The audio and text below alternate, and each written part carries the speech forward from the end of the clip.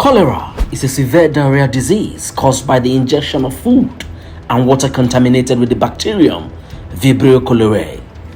Symptoms include acute water diarrhea, which can lead to severe dehydration and death if untreated. Cholera outbreaks often occur in places with inadequate water treatment, poor sanitation, and insufficient hygiene. In Nigeria, cholera remains a significant public health challenge. Recent outbreaks have been reported in multiple states.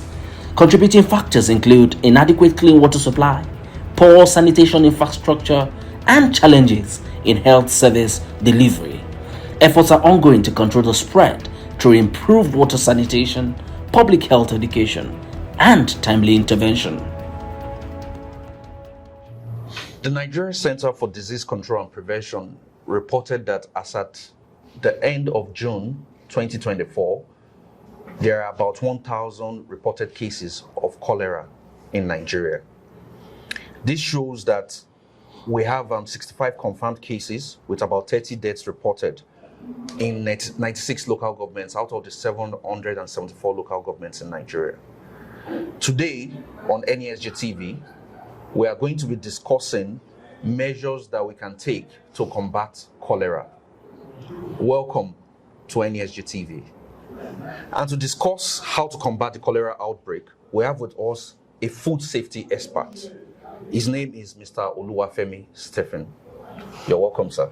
Thank you so much, Sheriff. It's nice coming here and nice meeting with you. Okay. Thank you. You're welcome. So let's try and dive straight into it. There have been a lot of reported cases. We have over 1,000 reported cases of cholera within Nigeria, and that is within a space of 6 months between January to June. Yes. So I would like the audience to know, people listening to us and watching us, like, what are the primary causes of this current cholera outbreak in Nigeria? It's good we are discussing about cholera. It's something that is not new. It's been around for donkey years. It's not something that is new to Nigerians. We all know about cholera since before I was even born. But the issue has always been about preventing cholera outbreaks.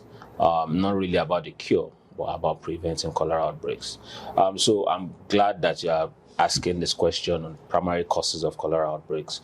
There are various causes, starting from the way personal hygiene, that's the basic thing, personal hygiene. That's the first thing. A lot of people, when we had COVID-19 pandemic, everybody was asked to wash their hands daily and all that. Same thing with a lot of preventable diseases. Cholera is one of them. You can prevent them by easily washing your hands properly with soap and water. That's how it comes into play. It's also caused by eating unhealthy foods, unsafe foods rather. When you eat unsafe foods that are cooked with water that are not sourced from clean sources, okay, it becomes a problem for the populace. Cholera also, of course, we all know is waterborne disease. We get our water from various type of sources, rivers, lakes, streams, even from the rain, and from the borehole and all that. It's important that water is treated. That you can easily get that from water, especially also when this period is the raining season. It has really started now across the country. So you have a lot of flooding going on, especially in the southern part of the country. So when you have flooding, you have a situation where people will not get access to the, because a lot of people use open wells. And when you have rain and you have flooding, mud and silt and dirt contaminates into the open well that people use as their source of drinking water. So sometimes when you also have open defecation, when people defecate close to environments where there's water body that people consume water. So you find people defecating near rivers, defecating near streams or lakes, and then people come to fetch water to drink from those lakes or those streams. It's when rain falls, rain washes those feces into the water body, and then you have people also, the cholera comes into the water body. The fascinating thing about cholera is that it's a bacteria, and it comes from our own body. So it is an enteric organism. So that means it's part of the intestine. It lives and want to live inside our small intestine and our large intestine. So when we defecate, we pass it through our stool out. So if you don't defecate properly in a proper toilet, using a proper toilet facility, it becomes a problem. So that's how it happens. So open defecation, that's why we say we need to stop open defecation in Nigeria. It reduces, and not only cholera, typhoid and so many other diseases can be easily prevented by stopping open defecation, proper hand washing and all that. And also, you ask for causes. Sometimes when we are food handlers, we cook our foods and all that. Sometimes if, a young mother is cooking food for the public, and she has to wash or take care of a baby, and change the diapers and all that, and don't wash hands properly. Those kind of things can also lead to contamination of the food she is serving the public. So those are also part of causes. There's various causes. I cannot mention all of them now, but those are the kinds of things that even the government are looking into. Yeah. All right, thank you, sir. I'm sure our audience have been they are well educated on what the primary causes are and how important water and sanitation hygiene, would help in combating, this disease. But let's look at it now. We have a situation where we have an outbreak, So what immediate steps, can be taken, especially for the areas we're talking about, the local governments where this outbreak seems to be, on the rise or high enough? What are the immediate steps that can be taken, to combat, the spread of this disease? Yeah. So, like I said, cholera is not new to Nigeria. Over the years, we've developed, or at least the government has developed, guidelines to ensure that we respond to different types of diseases, including cholera. And then one of those guidelines have also shown, or has also taught us on how to respond adequately to cholera outbreaks. And there are various ways, of course, you can respond to outbreaks. They all start with surveillance, actually. When you do a lot of surveillance, disease surveillance, you survey the countrywide, the 774 local governments in Nigeria. You make sure that all these diseases are reported as at, or immediately they are confirmed cases of cholera, they are immediately notified. So when they are notified, you can then respond adequately as early as possible. The problem we have, or we may have, is that if we don't respond immediately, it becomes a problem. It becomes now a full-blown outbreak.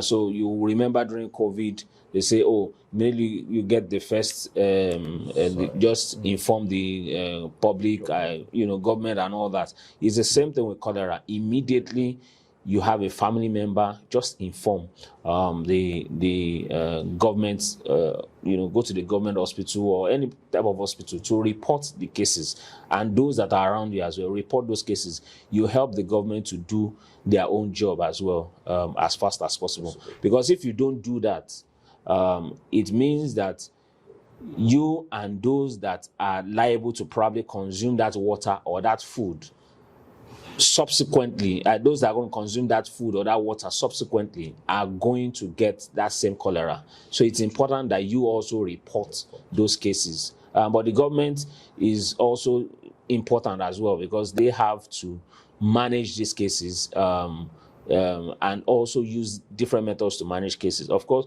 you have a situation where you have clinical management of cholera cases in the hospital.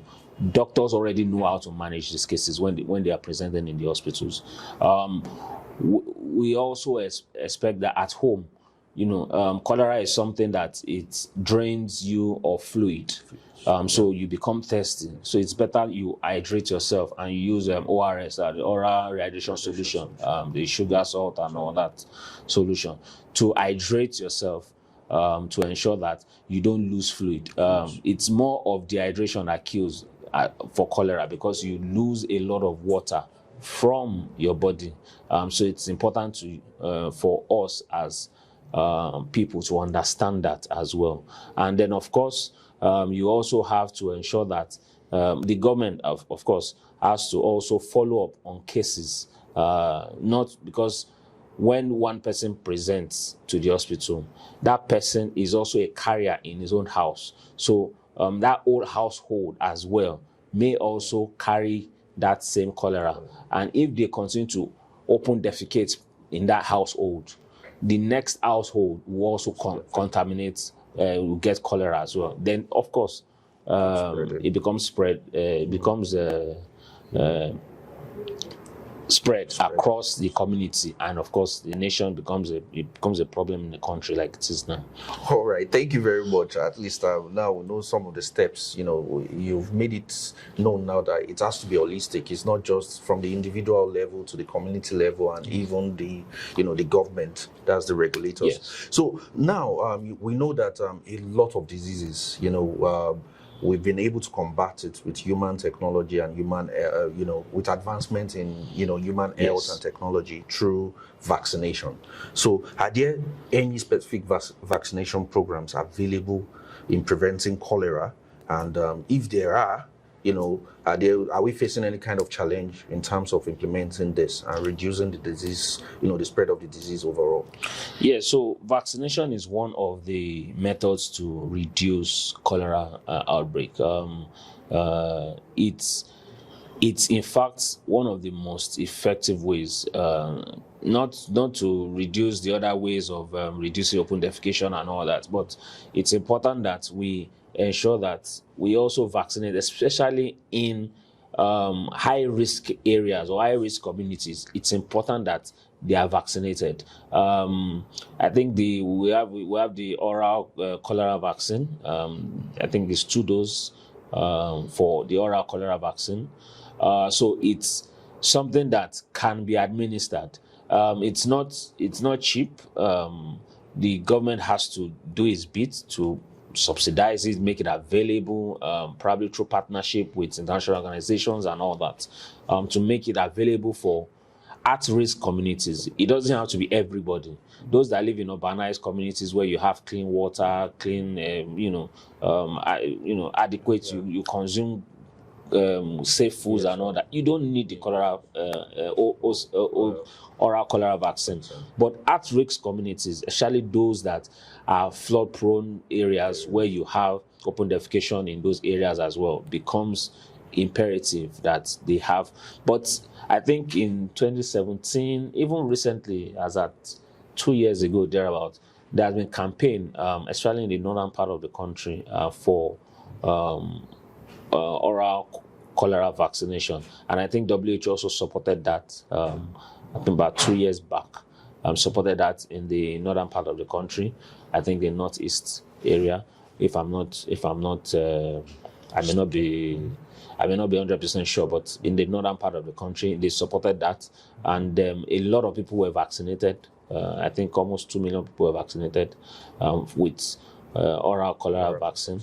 It also has to be replicated across the country, especially in those high-risk communities. Yeah. Thank you very much, sir. So at least now, our listeners know that vaccines are available, even though they are expensive, and it's also our hope that the government steps in and tries to maybe reduce the costs and make these vaccines available in highly endemic areas where the disease, the areas where the disease is endemic. So now let's talk about preventive measures in terms of what some of the preventive measures in controlling these outbreaks basically includes community education, educating people not to defecate and all that. So, but what specific role does this education, does it play a big role in reducing cases of this, of cholera, or the outbreaks, in our communities? Yes, in fact, thank you for mentioning, awareness creation and all that. It's very, very vital that the community owns campaign. We have civil society organizations, we have NGOs, we have international organizations that come in and say, okay, let us do campaigns and all that. But it's very vital that the community themselves own the campaign to make sure that everybody within that community understands the link between their activities and the number of cases and number of deaths we have. Because if they understand the correlation, the link between like open defecation, consuming or using unsafe water for cooking, unsafe water for drinking. There are some communities in this country that, we have, they fetch water from the stream or from muddy wells and all that, and now use the alum or thereabout to just reduce, bring down the death and just see some clean water. That water is not clean. The alum does not kill the bacteria. The bacteria is still there. So it doesn't mean that you can drink that water or you can use that water to cook. Okay, so water needs to be purified. We have so many purification methods for water: filtration, boiling. We have so many ways for purifying water. It's also important that we also regulate sachet water, packaged water factories. It's important because the proliferation of sachet water into the market is so high, and some of this, that is where majority of Nigerians have their water source from. So it's important that we also purify those water sources, ensure that they are safe for consumption. Of course, the regulators have a lot of roles to play. NAFDAC, of course, case in point, have a lot of roles to play in that. But overall, it's very, very vital that the community engages themselves, probably through their leadership, their religious leaders, their traditional leaders, come together, talk about cholera, and ensure that people understand the linkage between their activities and cholera. If they understand that, you will see a difference. It is because people look at it and say, oh, now something will kill man. It's not, but it's important that people understand that what I am doing currently can lead to the death of my neighbor. When they know that, nobody wants to kill their neighbor. We don't have psychopaths. We are not psychopaths in Nigeria.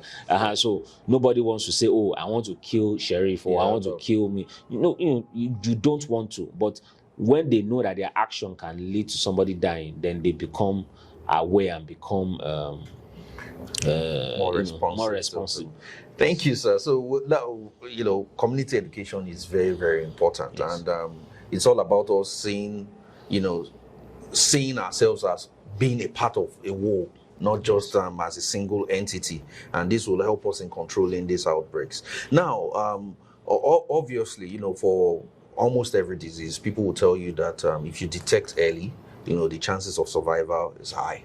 And just as you mentioned, in cases of when we had the COVID-19 outbreak, or even the Ebola outbreak, a rapid response, from everybody, from the health sector, the Nigerian health sector, from the government, actually helped in managing, and controlling those pandemics. So now the question is, how does early detection, and rapid response help in managing cholera outbreaks? In fact, that's one of the things. When you talk about disease generally, not only cholera, disease outbreak management, early response is critical. I think the WHO, I think WHO with some partners, I think Resolve to Save Lives, I think,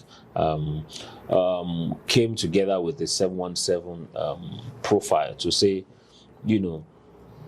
we have 7 days to detect, 1 day to notify or thereabout, and 7 days to respond. So 717. Okay. So it's important that we limit our response to those number of days. to ensure that we have, to ensure that we nip all these diseases in the bud before they become a problem. So if you can easily identify immediately the source, you can take people away from that source, or tell them, no, don't consume from this source, or don't drink from this source, or don't use this source for your, So it's very, very vital. Just like you mentioned COVID-19, when you say, oh, this person has COVID-19, what do? You isolate the person. So it's the same thing. You isolate the victims of cholera to say, okay, stay away from handling food, or stay away from where people, or handling water, or even washing people's plates. When you wash dishes, you don't wash your hand well, but I now want to, let me serve you food. But the person is doing well, but he wants to serve you food, but he has cholera and he has not washed his hand very well. Okay, he has gone to toilet, and all that. So you have not washed your hand very well. You bring the plate and say, let me serve you garden egg. So let me just rinse it under water for you. Those are ways that it can be transmitted unknowingly, just because you want to be a nice person. So it's important that we also understand that our actions can lead to all this. So I think but the government has done well. Have managed it well. Like I said, it's not a new disease in the country.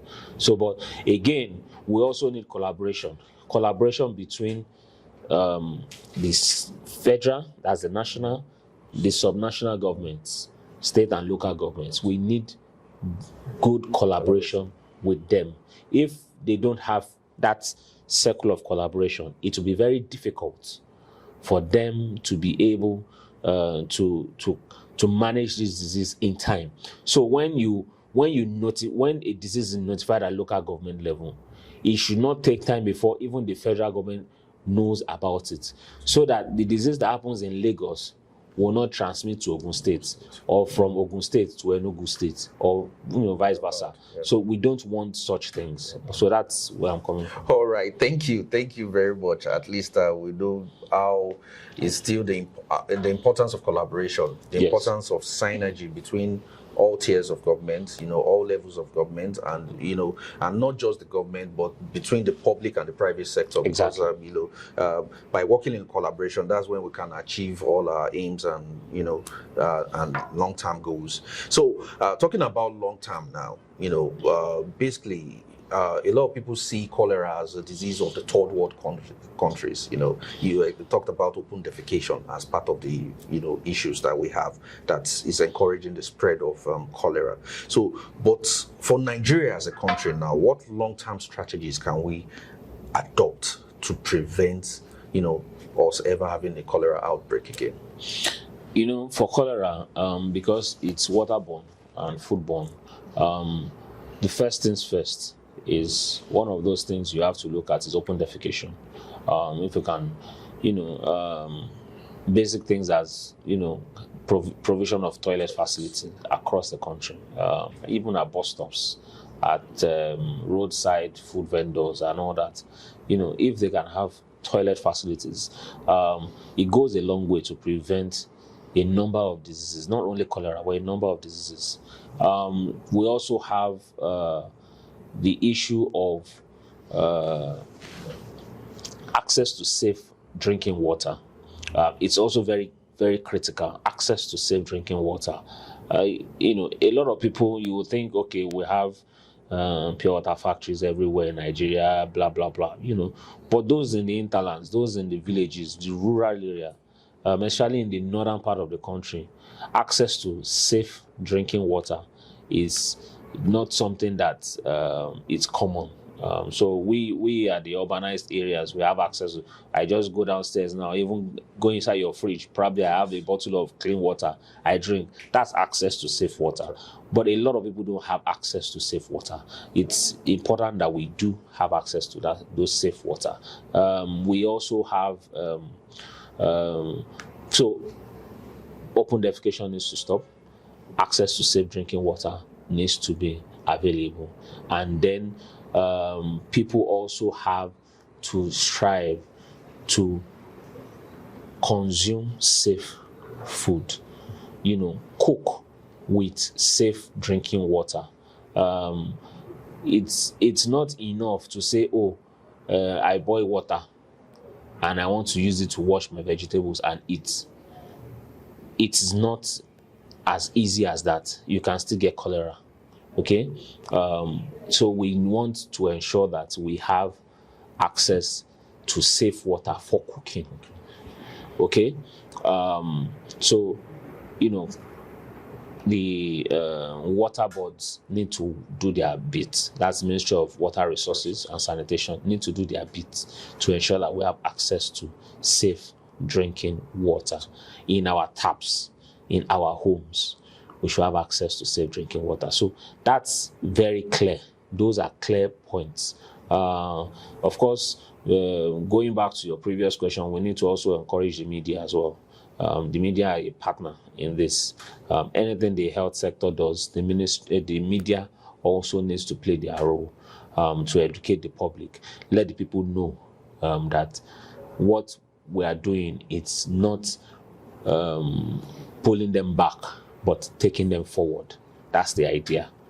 All right. Thank you very much, sir. You've really said most of what we need to do, long-term strategies that will help us, nip this serious problem that we have in the boards.